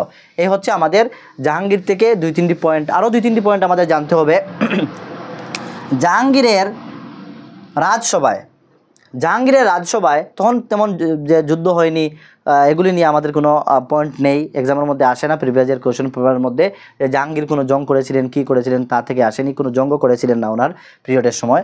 তো জাহাঙ্গীরের রাজসভার মধ্যে 1608 অর্থাৎ 1608 সালে সর্বপ্রথম ব্রিটিশ একজন ক্যাপ্টেন এসেছিলেন, যে সুরতের মধ্যে যে একটি ফ্যাক্টরি খুলবেন বলে, এই অনুযোগটা নেওয়ার জন্য, এগ্রিমেন্টটা নেওয়ার জন্য, যে উনি যাতে অনুমতি দিয়ে দেন যা ওনারা কি করতে পারেন। তো 1608 সালে এসেছিলেন ক্যাপ্টেন হকেন্স, মনে রাখবেন, ক্যাপ্টেন হকেন্স এসেছিলেন। হকেন্স কেউ বলে, হকেনও কেউ বলে তাকে। তো এই হচ্ছে 1608 সালে। তারপর আবার 1615 সালে অর্থাৎ 1615-এ আরেকজন ক্যাপ্টেন এসেছিলেন, যার নাম হচ্ছে স্যার থমাস র। আমরা সবাই জানি স্যার থমাস র এই জাহাঙ্গীরের কোর্টের মধ্যে এসেছিলেন। স্যার থমাস র এসে তিনি কি করেছিলেন, এগ্রিমেন্ট চেয়েছিলেন, যে যাকে ওনাকে এগ্রিমেন্ট দেওয়া হয়, ওনাকে কী করা হয়, অনুমতি দেওয়া হয় যাতে সুরতের মধ্যে ফ্যাক্টরি খুলতে পারেন।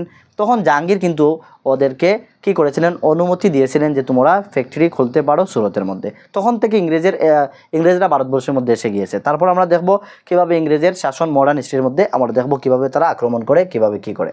তো এই হচ্ছে 2টি প্রশ্ন। তো প্রশ্ন আসে, কোন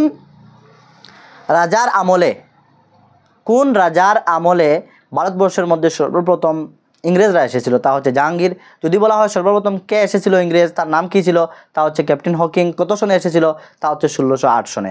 সেকেন্ড কে এসেছিল? তা হচ্ছে স্যার থমাস র। কত সনে এসেছিল? 1615 সালে এসেছিল। এগুলি পয়েন্ট, এগুলি কনসেপ্ট মনে রাখবেন, লেখা নোটস তৈরি করবেন। তারপর আরেকটি পয়েন্ট আমাদের জাহাঙ্গীর থেকে শিখতে হবে। এই মেহরুন্নেসার বাবা হচ্ছে মির্জা গিয়াস বেগ। মেহরুন্নেসার বাবার নাম হচ্ছে মির্জা গিয়াস বেগ।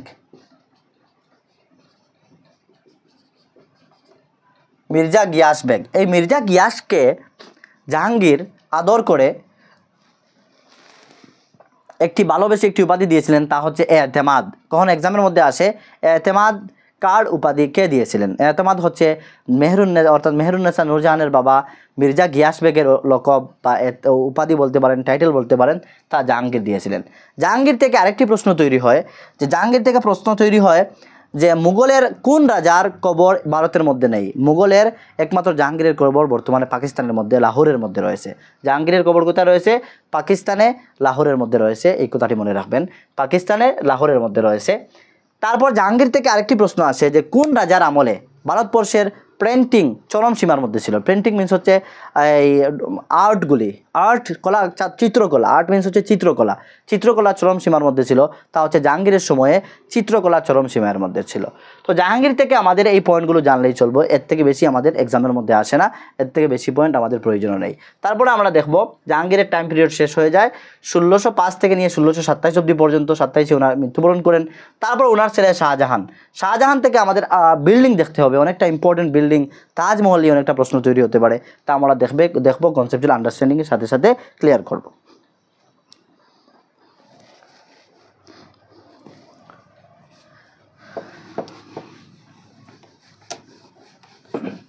যেভাবে জাহাঙ্গীরকে শৈশবকালে আদর করে শিকু বাবা ডাকা হতো বা ওনার নাম সেলিম ছিল, সেম তেমনিভাবে শাহজাহান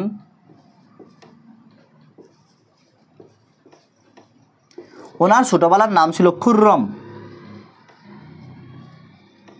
ওনার ছোটোবেলার নাম কী ছিল? খুররম। তখন এক্সামের মধ্যে ফার্স্ট প্রশ্ন আসতে পারে যে খুররম কোন মুঘল রাজার ছোটোবেলার নাম ছিল, শৈশবকালের নাম ছিল? তা হচ্ছে শাহজাহান। শাহজাহানের ছোটোবেলার নাম ছিল খুররম। তারপর শাহজাহান থেকে আমাদের তেমন কোনো প্রশ্ন তৈরি হয় না, জাস্ট শাহজাহান থেকে বিল্ডিং থেকে প্রশ্ন আসে, বিল্ডিং থেকে প্রশ্ন তৈরি হয়। তো আমরা ফার্স্ট অফ অল দেখি শাহজাহানের সময়, মনে রাখবেন একটি প্রশ্ন আসে যে মুঘল সাম্রাজ্যের, মুঘল এম্পায়ারের সময়ে এই কোন রাজার সময়ে যে বিল্ডিং চরম সীমার মধ্যে ছিল, মানে খুব বেশি বিল্ডিং তৈরি করা হয়েছিল, তা হচ্ছে শাহজাহানের আমলের মধ্যে। তো শাহজাহানের সময়ে বিল্ডিং কী কী তৈরি হয়েছে আমরা দেখি।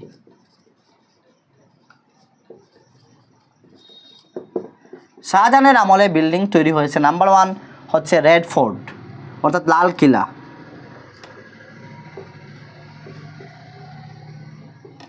লাল কিল্লা কে তৈরি করেছেন? শাহজাহান তৈরি করেছেন। আমি একটি শর্ট ভিডিওর মধ্যে দেখেছিলাম, একজনকে বলছিল, নাম বলছি না, যে শাহজাহান লাল কিল্লা নাকি অন্য কে তৈরি করেছে। অ্যাকচুয়ালি স্টাডি করে না, আর গিয়ে মিডিয়ার মধ্যে গিয়ে উল্টাপুল্টা কথা বলতে থাকে। আমরা দেখেছেন আপনি যে আকবরের সময়ে ওনার নবরত্ন যে আমরা দেখেছিলাম, নবরত্নের মধ্যে দেখেন সব ধর্মাবলম্বী মানুষ ছিল, শুধু যে মুসলমান ছিল তা নয়। ওরা বলতো যে মুঘলরা মুসলমান ছিল।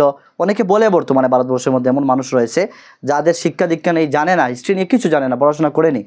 অর্থাৎ তারা বলে কি যে মুঘলরা শুধু কি করেছে, কোনো সম্পর্ক রাখেনি। আপনারা দেখবেন কত সম্পর্ক এই রেখেছিল। শুধু ঔরঙ্গজেব, উনি একজন পীর সুফি সাধক ছিলেন, এই জন্য উনি একটু ইসলাম কট্টরপন্থী ছিলেন। বাদ দিয়ে বাকি সব রাজারা প্রতিটা ধর্মাবলম্বীকে একসাথে নিয়ে, দেখতে পাচ্ছেন বীরবল, তারপরে ওনার সবথেকে বড় যে কমান্ডার ছিল তা হলো মানসিংহ, তারপরে টুডরমল, তারপরে তানসিংহ সিঙ্গার ছিল। এইভাবে যে বা যারা ছিল, এইভাবে ভগবান দাস, সবার সাথে, অর্থাৎ প্রত্যেকটা ধর্মাবলম্বীকে রেসপেক্ট করতো। প্রত্যেক ধর্মাবলম্বী থেকে ওহদা দেওয়া হতো, সিট দেওয়া হতো। প্রত্যেক ধর্মাবলম্বী মানুষকে অ্যাকসেপ্ট করে ইভেন তাদের ছেলেমেয়েদের সাথে শাদী বিবাহ বন্ধনও করা হতো। আপনারা যদি মুঘল সাম্রাজ্য ভালো করে পড়েন তাহলে দেখবেন। যারা স্টাডি করে না, বিলকুল আনপড় গাওয়ার, তারা এগুলি কথা বলে। তো যাই হোক, আমরা স্টাডি করব, সঠিক যা রয়েছে তা আমরা নিয়ে আলোচনা করব।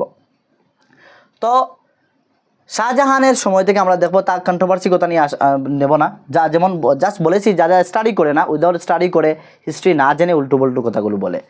তো শাহজাহানের সময় বিল্ডিং কিন্তু চরম সীমার মধ্যে ছিল। এই জন্য শাহজাহানের সময় থেকে শুধু বিল্ডিং থেকে আমাদের প্রশ্ন করে এসএসসির এক্সাম বা অন্যান্য এপিডিসিএল বলতে পারেন, অন্যান্য যে কম্পিটিটিভ এক্সামস রয়েছে, প্রতিটি কম্পিটিটিভ এক্সামের মধ্যে বিল্ডিং থেকে প্রশ্ন আসে। তো নাম্বার 1 হচ্ছে লাল কিল্লাকে তৈরি করেছেন শাহজাহান, তৈরি করেছেন। নাম্বার 2 হচ্ছে দিল্লির মধ্যে যে জামা মসজিদ, দিল্লি জামা মসজিদ শাহজাহান তৈরি করেছেন। তারপর হচ্ছে মতি মসজিদ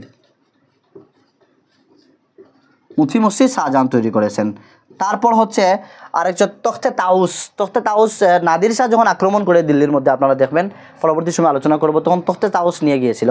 তখতে তাউসকে ময়ূর সিংহাসন বলা হয়, অর্থাৎ তার মধ্যে কি অত সুন্দর করে তৈরি করেছিলেন, তাকে ইংলিশে বলা হয় পিকক ট্রন।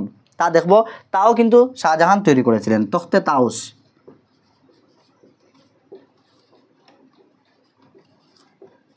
তখতে তাউস এই শাহজাহান তৈরি করেছিলেন। এর নাম্বার 5 সব থেকে ওয়ার্ল্ডের মধ্যে 7টি আশ্চর্যজনের মধ্যে থেকে একটি আশ্চর্য, একটি ওয়ান্ডারফুল বিল্ডিং যা হচ্ছে তাজমহল আমরা সবাই জানি তিনি স্থাপন করেছিলেন।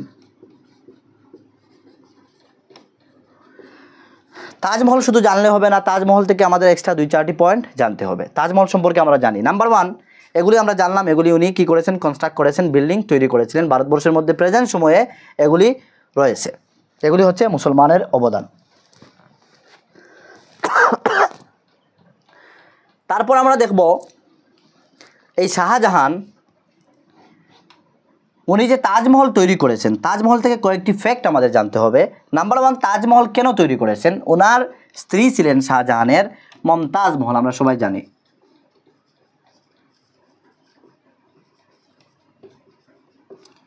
তো মমতাজ মহলকে উনি এত ভালোবাসতেন। এখনকার সময়েও অনেক ছেলেরা বা অনেক পুরুষরা রয়েছেন যাদের স্ত্রীকে এত বেশি অসাধারণ, যার কোনো তুলনা হতে পারে না, অনেক বেশি ভালোবাসে, কিন্তু স্ত্রীরা তা বুঝে না, মেয়েরা তা বুঝে না। অনেক সময় হয় কি, একটি ছেলে একটি মেয়েকে অনেক বেশি স্নেহ করতে পারে, স্বাভাবিক, তা কিন্তু ছেলেরা বুঝে না। তখন দেখেন প্রতিজন রাজা, যেমন ঔরঙ্গজেব দেখবেন বিবি কি মাকবারা, ওনার স্ত্রীকে তো ভালোবাসছেন। বিবি কি মাকবারা ঔরঙ্গাবাদের মধ্যে উনি কী করেছিলেন, তৈরি করেছিলেন, যাকে ব্ল্যাক তাজমহল বলা হয়। তাজমহলের সেম করে তৈরি করেছিলেন ঔরঙ্গজেবে মধ্যে। সেম মমতাজ মহলের স্মৃতির মধ্যে উনি শাহজাহান তাজমহল তৈরি করেছেন। তাজমহল সম্পর্কে আমরা জানি, তাজমহল সম্পর্কে কী কী ফ্যাক্ট আমাদের জানতে হবে।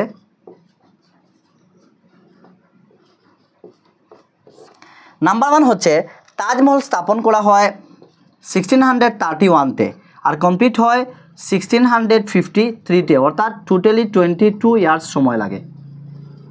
টোটালি 22 ইয়ার্স সময় প্রয়োজন হয় এই তাজমহল বানানোর জন্য। কখন শুরু হয় কনস্ট্রাকশন? 1631-এ অ্যান্ড কমপ্লিট হয় 1653-তে। এগুলি হচ্ছে নাম্বার 1 কনসেপ্ট। নাম্বার 2 কনসেপ্ট হচ্ছে তাজমহল বানানোর সময় 1000 হাতির প্রয়োজন ছিল। 1000 হাতি অর্থাৎ 1000 এলিফ্যান্ট দিয়ে তাজমহলে কাজ করানো হয়। Number 2 concept. নাম্বার 3 কনসেপ্ট হচ্ছেন 50,000 50,000 অর্থাৎ 50,000 মিস্ত্রি কাজ করেছিল। 50,000 মিস্ত্রি কাজ করেছিল তাজমহলের মধ্যে। নাম্বার 4 কনসেপ্ট হচ্ছে যে তাজমহল বানানোর সময় যে প্রধান আর্কিটেকচার, যারা ইঞ্জিনিয়ার ছিল বা যারা মিস্ত্রি ছিল, যে প্রধান দুইজন ছিল, যে প্রধান দুইজনের নাম ছিল, নাম্বার 1 হচ্ছেন উস্তাদ আহমেদ লাহোরী।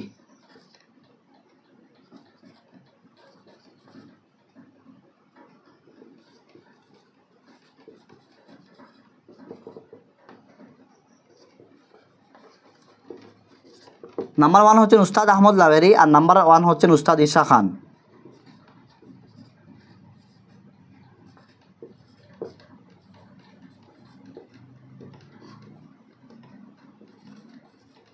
ঈশা খান। তো তাজমহল বানানোর সময় যে প্রধান দুজন আর্কিটেকচার ছিলেন, নাম্বার 1 ছিলেন উস্তাদ আহমেদ লাহোরী, নাম্বার 2 ছিলেন উস্তাদ ঈশা খান। এই দুইজন কী করেছিলেন, তাজমহলের সম্পূর্ণ ডিজাইন দিয়েছিলেন, সম্পূর্ণ তাজমহল তৈরি করেছিলেন। আর পরবর্তী সময়ে যখন তাজমহল কমপ্লিট হয়ে যায় তখন শাহজাহান ওদের ডাইন হাত কেটে দিয়েছিলেন, যে ওরা যাতে অন্য একটি তাজমহল তৈরি না করতে পারে, এবং যদি তৈরি হয়ে যায় তাহলে তাজমহলের মান কমে যাবে। এই জন্য তিনি করেছিলেন এবং পুরাটা জীবন তাদেরকে বসিয়ে খেয়েছিলেন। ওরা তাদেরকে এত সম্পত্তি দিয়েছিলেন, তাদের কোনো কাজ করতে হয়নি, তারা গড়ে বসে বসে খেয়েছিল। এই হচ্ছে উস্তাদ আহমেদ লাহোরী আর উস্তাদ ঈশা খান, যারা তাজমহলের কনস্ট্রাকশন করেছিল। এই যে হলো তাজমহলের আমাদের কনসেপ্ট। তারপর শাহজাহানের থেকে আমাদের এতটুকু জানলে চলবে, শাহজাহানের ছোটোবেলার নাম ছিল খুররম। বিল্ডিং স্থাপন করেছিলেন লাল কিলা, তাজমহল, জামা মসজিদ, মতি মসজিদ, এরপরে তখতে তাউস এন্ড তাজমহল। এবং উনি তাজমহল তৈরি করেছিলেন ওনার স্ত্রী মমতাজ মহলের স্মৃতিতে। আর তাজমহল তৈরি হয় 1631-এ, কমপ্লিট হয় 1653-তে। 22 ইয়ার্স সময় লাগে। 1000 হাতি কাজ করছিল, এর সাথে 50,000 মিস্ত্রি কাজ করেছিল। দুইজন প্রধান ছিলেন উস্তাদ আহমেদ লাহোরী আর উস্তাদ ঈশা খান। এর থেকে এতটুকু পর্যন্ত আমরা শাহজাহান থেকে জানলাম। এতটুকু জানলে আমাদের চলবে। আমাদের কনসেপ্ট আমাদের শাহজাহান থেকে এতটুকু এক্সামের মধ্যে কোয়েশ্চন আসে। আরেকটি প্রশ্ন আছে, কোন রাজার সময় বিল্ডিং চরম সীমার মধ্যে ছিল, আর্কিটেকচার চরম সীমার মধ্যে ছিল? তা হচ্ছে শাহজাহান। এখন দেখবো শাহজাহানের সন্তান ছিল, ছেলে ছিল 4 জন।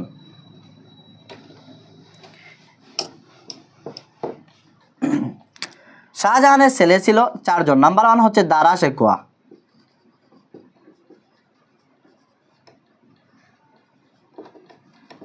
নাম্বার 2 হচ্ছেন ঔরঙ্গজেব,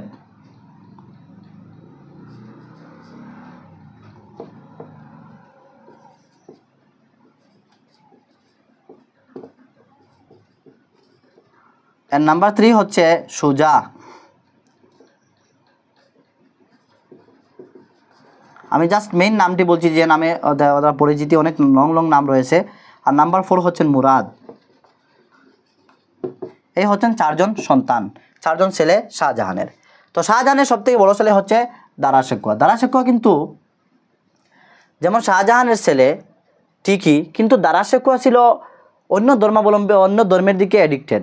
এই জন্য ঔরঙ্গজেব ছিলেন একজন মুসলিম, কট্টর মুসলিমবাদী, অর্থাৎ একজন সুফির মতো পীর বলতে পারেন, একজন এই ধরনের পার্সোনালিটিপূর্ণ একজন ব্যক্তি ছিলেন।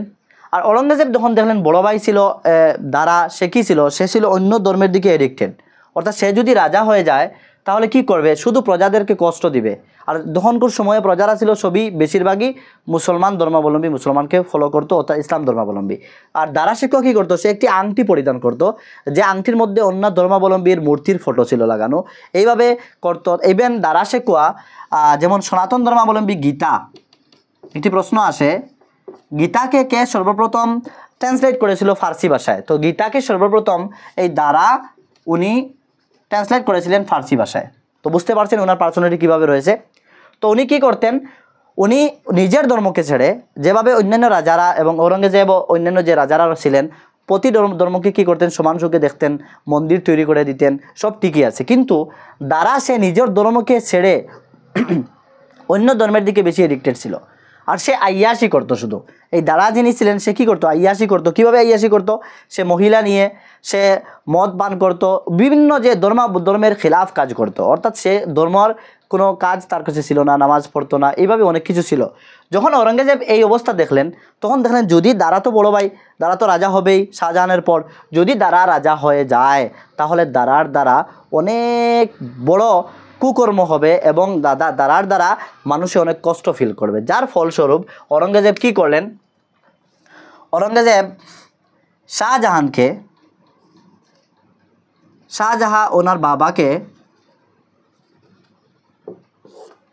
1658-এ, ভালো করে কনসেপ্ট ক্লিয়ার করবেন, 1658-এ এই লাল কিলার মধ্যে অর্থাৎ রেড ফোর্টের মধ্যে তিনি কী করলেন, তাকে নজরবন্দ করে দিলেন। নজরবন্দ অনেক হিস্ট্রি, অনেক মাস্টাররা আমি দেখেছি পড়ান, বলেন যে ক্যাদ করেছিলেন, জেলখানায় দিয়েছিলেন। না, কখনো না, জেলখানায় আমি নিজে বিলকুল মুঘল হুকুমত A to Z আমি পড়েছি, আপনাদের সাথে আমি আলোচনা করছি। উনি কী করেছিলেন, নজরবন্দ করেছিলেন। নজরবন্দ মিন্স হচ্ছে ক্যাদ করা নয়, জেলে দেওয়া নয়। নজরবন্দ হচ্ছে যেমন একটি আমার রুম রয়েছে, এই রুমের মধ্যে কী করলেন, আমার চতুর্দিকে সিকিউরিটি লাগিয়ে দিলেন আর আমার সকল সুবিধা এই রুমের মধ্যে দিয়ে দিলেন। আমাকে যদি বাইরে যেতে হয় আমি সিকিউরিটি নিয়ে যাব, এইভাবে আমি এই রুমের মধ্যে থাকবো, বিলকুল স্বাধীন, ফ্রিডম। কিন্তু আমি রাজ্যের মধ্যে গিয়ে কোনো কিছু করতে পারবো না। তো এই হচ্ছে, তাকে বলা হয় নজরবন্দ। তো নজরবন্দ করে নিলেন বাবাকে 1658-এ, এবং নজরবন্দ করে এই ঔরঙ্গজেব তিনি কী করলেন, ঔরঙ্গজেব তিনি নিজে রাজ সিংহাসনে বসে গেলেন। কী করলেন, রাজ সিংহাসনে বসে গেলেন। এত পরহেজগার একজন ব্যক্তি ছিলেন তিনি। ওনার জীবনের মধ্যে 49 ইয়ার্স রাজত্ব করেছিলেন, কিন্তু ওনার জীবনের মধ্যে কখনো রাজকোষাগার থেকে একটি টাকা নিজের জন্য খরচ করেননি। এত সুফি, এত বড় দরজার একজন পীর বলতে পারেন ছিলেন। উনি কী করতেন, উনি তকি সেলাই করতেন। তকি সেলাই করে যা টাকা উপার্জন করতেন, কোরআন শরীফের জিল লিখতেন, এগুলি হলি কোরআনের জিল লিখতেন, এগুলি লিখে যা টাকা উপার্জন হতো তা নিজের জন্য খরচ করতেন। ইভেন উনি কোরআন শরীফের জিল লেখে এবং তকি সেলাই করে কিছু টাকা উপার্জন করে লিখেছিলেন যে মরার পরে যাতে এই টাকা দিয়ে ওনাকে খাফন দাফন করানো হয়। ইভেন খাফন দাফন করানোর পর কিছু টাকা এক্সট্রা হয়েছিল, তা খয়রাত করে দেওয়া হয়েছিল। এত পরহেজগার একজন অনেস্ট রাজা ছিলেন। এই জন্য বলা হয় মুঘল সাম্রাজ্যের মধ্যে সবথেকে পাওয়ারফুল, সবথেকে অনেস্ট, সবথেকে বেস্ট রাজা ছিল ঔরঙ্গজেব। এই জন্য সবাই কিন্তু পছন্দ করে না ঔরঙ্গজেবকে। যারা অ্যাকচুয়াল হিস্ট্রি পড়েছে তারা বলবে যে ঔরঙ্গজেব কি পার্সোনালিটি সম্পূর্ণ ব্যক্তি ছিল। কেন দারাকে রাজা হতে দেননি তা আমি ব্যাকগ্রাউন্ড কিছুটা আলোচনা করেছি, বেশি আলোচনা করা যাবে না, আর বেশি আলোচনা করলে লং হয়ে যাবে ক্লাস। আরও আমি বলে দেবো যে কেন দারা যদি হতো তাহলে কি ক্ষতি হতো। এই জন্য ঔরঙ্গজেব পূর্বে ফিল করেছিলেন, যার ফলস্বরূপ তিনি রাজা নিজে হয়ে গিয়েছিলেন, যে বাবাকে দিয়ে দিবেন বড় ভাইকে। আর সবসময় বড় ভাই বাবার কানমন্ত্র দিত, বাবার সাথে সাথে থাকতো, যে যাতে বাবা তাকে রাজা বানিয়ে দেয়। তো আমরা এতটুকু পর্যন্ত কনসেপ্ট ক্লিয়ার করেছি। এখন আমরা ঔরঙ্গজেব সম্পর্কে জানি, ঔরঙ্গজেব কি কি করেছিলেন তা আমরা দেখব। তো যখন বাবাকে ঔরঙ্গজেব কি করলেন,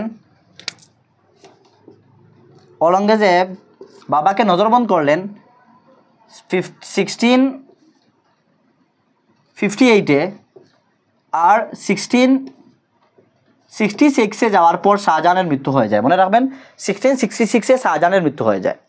তো এই হচ্ছে কনসেপ্ট। কিন্তু এর পূর্বে আমাদের জানা কি প্রয়োজন, নাম্বার 1, যখন ঔরঙ্গজেব 1658-এ বাবাকে নজরবন্দ করলেন, এই 1658-এ তিনি রাজা হিসাবে নিজেকে ঘোষণা করলেন, নিজেকে শিরোমণি পালন করলেন, রাজা হয়ে গেলেন। রাজা হওয়ার পর তখন দারা শৈকিয়া বাইরে ছিল, তখন দারা শৈকিয়া যখন জানলো, তখন 1658-এ একটি যুদ্ধ করে ঔরঙ্গজেব অ্যান্ড দারা শৈকিয়ার মধ্যে, মনে করবেন ঔরঙ্গজেব অ্যান্ড আর হচ্ছে দারা শৈকিয়া, ঔরঙ্গজেব অ্যান্ড দারা শৈকিয়ার মধ্যে একটি যুদ্ধ হয়, যে যুদ্ধকে বলা হয় battle of Debrai, battle of Debrai বলা হয়। এখন বলবেন স্যার আপনি বাবরের একটি যুদ্ধ বলেছিলেন, যে বাবর কি করেছিলেন, ব্যাটেল অফ দেবরা করেছিল, অর্থাৎ বাবর নয়, হুমায়ুনের কথা বলেছিলেন, যে হুমায়ুন কি করেছিলেন, একটি যুদ্ধ করেছিলেন, ফার্স্ট যুদ্ধ শেরশাহ সুরির সাথে, অর্থাৎ 1531-এ যুদ্ধ করেছিল দেবরা। অর্থাৎ এই কথাটি বলার জন্য বলছি যে 1531-এ হুমায়ুন শেরশাহ সুরির সাথে যে যুদ্ধ করেছিল তাকে দেবরা বলা হয়, অনলি দেবরা বলা হয়।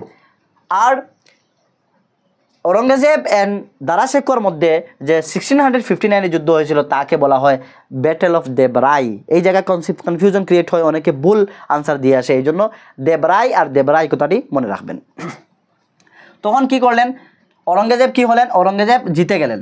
ঔরঙ্গজেব জিতার পর দারা শৈকিয়াকে হত্যা করে নিলেন, হত্যা করার পর উনি রাজা হিসাবে আবার ঘোষণা করলেন। তো এক্সামের মধ্যে আসে কে মুঘলীয় সাম্রাজ্যের মধ্যে কোন রাজা 2বার রাজা হওয়ার সেরিমনি পালন করেছিলেন, তা হচ্ছেন ঔরঙ্গজেব। ঔরঙ্গজেব কী করেছিলেন, 2বার রাজা হওয়ার তিনি সেরিমনি পালন করেছিলেন, এই কথাটি মনে রাখবেন। নাম্বার 3 হচ্ছে উনি অনেকটা সিস্টেম বন্ধ করেছিলেন, যেমন আকবর আরম্ভ করেছিলেন তুলাদান সিস্টেম। তো তুলাদান সিস্টেম কি, যে আকবর নিজেকে ওজন করে যে পরিমাণ সোনা গয়না খয়রাত করতো তা তিনি বন্ধ করেছেন, অর্থাৎ তুলাদান সিস্টেমকে কি করেছেন, বন্ধ করেছেন।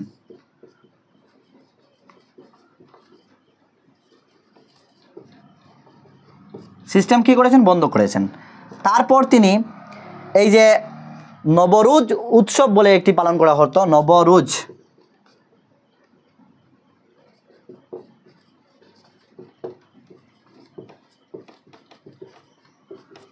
উৎসব তিনি ক্যান্সেল করেছেন, বন্ধ করে দিয়েছেন। তারপর আরেকটি ছিল, যেমন নবরুজ রয়েছে, তুলাদান সিস্টেম বন্ধ করেছেন। তারপরে আরেকটি সিস্টেম জারি করা হয়েছিল, যে মহিলা ছেলে মেয়ে সব মিলে এক জায়গায় বসে কী করতো, মিটিং করতো, এই সিস্টেমটাও তিনি বন্ধ করে দিয়েছেন। তারপর ঔরঙ্গজেব কী করেছেন, জিজিয়া ট্যাক্স জারি করেছিলেন।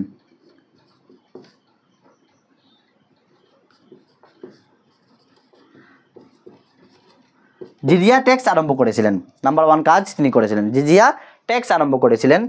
তারপর উনি বিল্ডিং তৈরি করেছিলেন, 2টি বিল্ডিং, যা আমাদের জানা দরকার, এগুলি থেকে এক্সামের মধ্যে আসে। নাম্বার 1 হচ্ছে তিনি 2টি বিল্ডিং তৈরি করেছিলেন। নাম্বার 1 তিনি বিবি কি মাকবারা,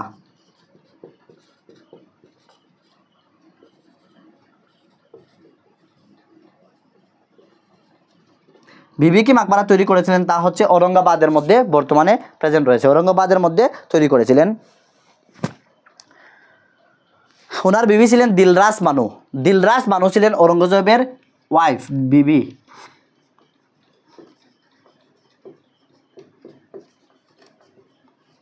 দিলরাস বানু উনি ছিলেন একজন ইরানিয়ান মহিলা, মনে রাখবেন। কোন রাজার বড় প্রশ্ন হয়, কোন রাজার ওয়াইফ ইরানিয়ান ছিলেন, অর্থাৎ দিলরাস বানু ছিলেন ইরানিয়ান, আর ঔরঙ্গজেবের ওয়াইফ ছিলেন দিলরাস বানু। আর এই দিলরাস বানুরের স্মরণার্থে স্মৃতিতে তিনি এই বিবি কি মাকবারা তৈরি করেছিলেন, যাকে হিস্টোরিয়ানরা কি বলেছেন, বলেছেন ব্ল্যাক তাজমহল, যাকে ব্ল্যাক তাজমহল বলা হয়, মনে রাখবেন।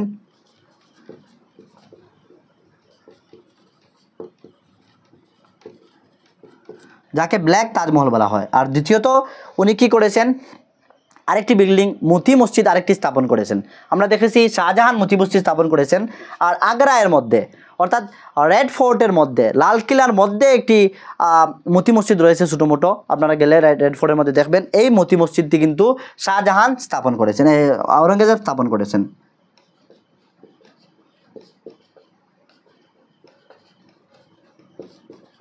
মতি মসজিদ।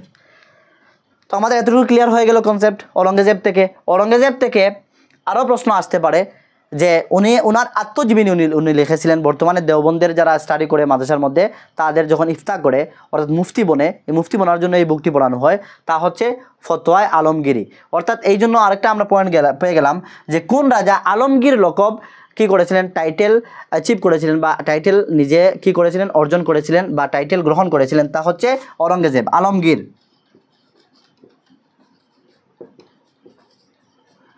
তিনি আলমগীর টাইটেল কী করেছিলেন, উপাধি নিয়েছিলেন। অর্থাৎ তিনি রাজা হওয়ার পর আলমগীর এই টাইটেলটি উপাধি নিয়েছিলেন। তো আলমগীর কে ছিলেন? আলমগীর হচ্ছেন ঔরঙ্গজেব, তাকে আলমগীর বলা হতো ওনার টাইটেল। আর উনি যে আত্মজীবনী লিখেছিলেন, অটোবায়োগ্রাফি, তার নাম হচ্ছে ফতোয়ায়ে আলমগীরি। এই হচ্ছে ওনার থেকে আমাদের কনসেপ্ট। তারপর এক্সামের মধ্যে আসে যে মুঘল সাম্রাজ্যের মধ্যে সবথেকে পাওয়ারফুল রাজা কে ছিল? মুঘল সাম্রাজ্যের মধ্যে সবথেকে পাওয়ারফুল রাজা ছিলেন ঔরঙ্গজেব। সবথেকে পাওয়ারফুল রাজা ছিলেন ঔরঙ্গজেব, সবথেকে অনেস্ট রাজা ছিলেন ঔরঙ্গজেব। তো আমরা দেখেছি এতটুকু কনসেপ্ট আমাদের ক্লিয়ার হয়ে গিয়েছে। তারপর আমাদের 1717-এ